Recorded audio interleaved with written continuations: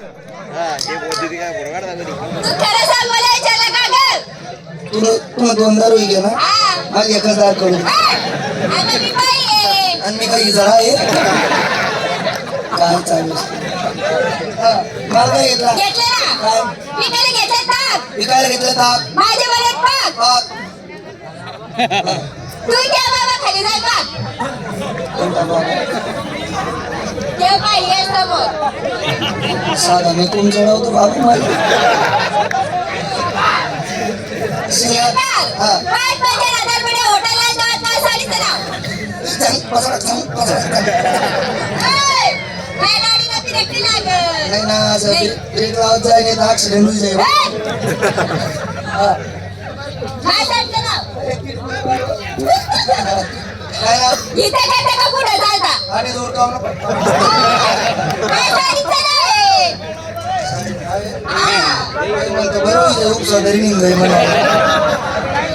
अशी बाई माझ्या कशासाठी कशी जाते साधी आहे सरळ सर चला नमस्कार मावशी नमस्कार बेटा मला काय घेतला मी गेले खाऊ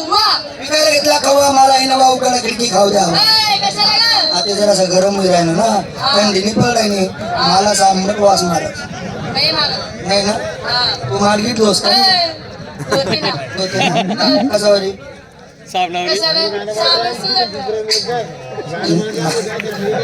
असं नको मुत काढावी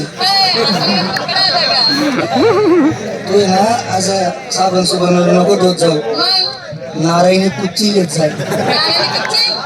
नारायणी कुच्ची येत जाईल चांगली कसं शिंगार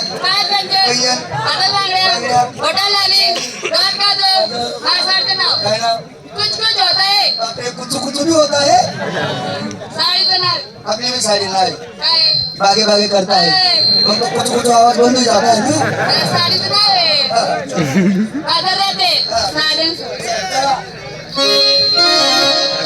बापरे येल गान बच्चो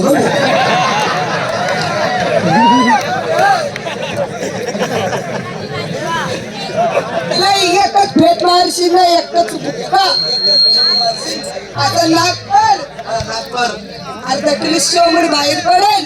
अर्धा किलो शेंबूड वजन कमी होईल जाईल ना हा शिंगार मावशी तू मला विचारलं मावशी खरंच मला विचारलं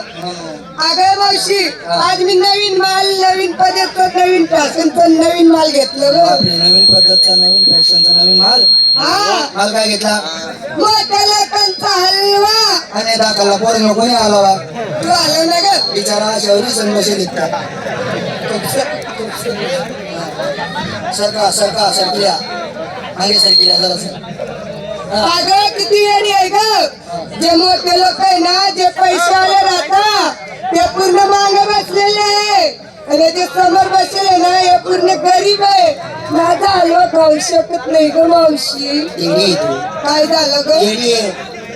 मोठ्या लोकांचं कसं राहतं कसं आले पैसे का दडप बँक मध्ये आले पैसे का दडप बँक मध्ये गरीब लोकांचं कसं राहतं 500 रुपये रोज मजुरीला जातात 500 रुपये रोज मजुरीला जातात 300 रुपये घरी देतात 200 रुपये असले का पटकन आलायचं मोकळं होईल जातं हलवा खाऊन म्हणलं काय मावशी माझं शिंगा पाय पंजन हातात बांगड्या बटन लाली डोळ्यात काजळ नाकात ग शंभूड काय